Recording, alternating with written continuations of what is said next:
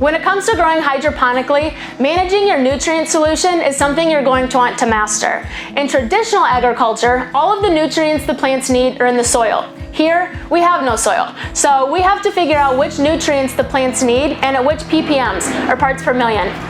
Figuring out which nutrients the plants need is easy. Most plants have the same macro and micronutrient requirements, and the ppms will be determined by which kind of plant you're growing. For example, a full-grown tomato plant's nutrient uptake is going to be different than that of a head of lettuce. There are many premix products out there on the market, such as the Botanicare line that we use here in all of our smaller systems and propagation. However, it is more cost-effective for us to mix our own nutrients for our large systems. To help guide us in making nutrient recipe decisions, we often reference Lynette Morgan's book, Hydroponic Salad Crop Production. This is one of the many growing guides we carry here at FarmTech. So, to show you an example of what a recipe looks like, this is our summer leafy green recipe. Over here you'll see a list of all the nutrients we are using. These are going to be the macro and micros. The macros are going to be the nutrients that are heavily used by the plant, like the nitrogen, potassium, phosphorus, and any of them that you see on here with the large numbers. Your micronutrients are going to be things like boron, zinc, iron, manganese, all of these ones with the small numbers. But don't be fooled by the small amount that is required. The micronutrients are just as important as the macros. The ppms, or parts per million, is just a measurement of the concentration of each nutrient we want to have in our solution. It is equivalent to milligrams per liter. And up here, we have this recipe calculated out for a 25-gallon stock solution. So this is the literal amount of grams we'll weigh out for each nutrient.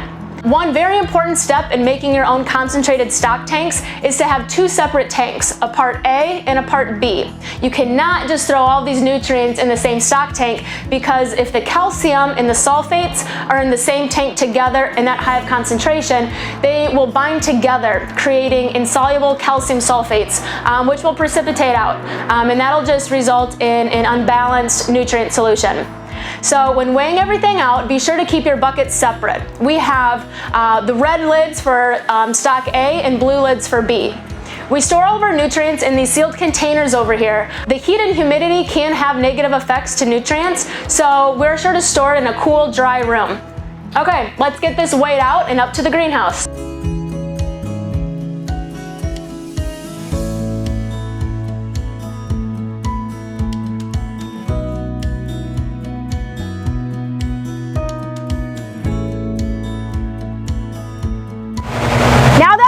Everything weighed out, we're ready to put it into our stock tanks.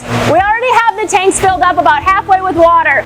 Things don't dissolve the best in cold water, so we try to let most of the water warm up a bit in the greenhouse before mixing. You can just mix everything with a stick of some sort. We use this paint mixer on the end of our drill just to make sure that everything is dissolved.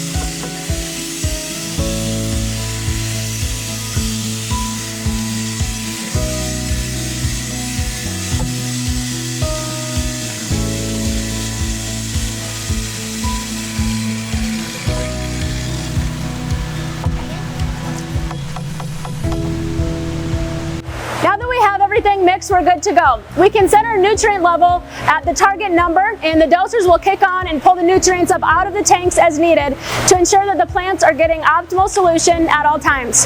Thanks for watching, and check back for more videos.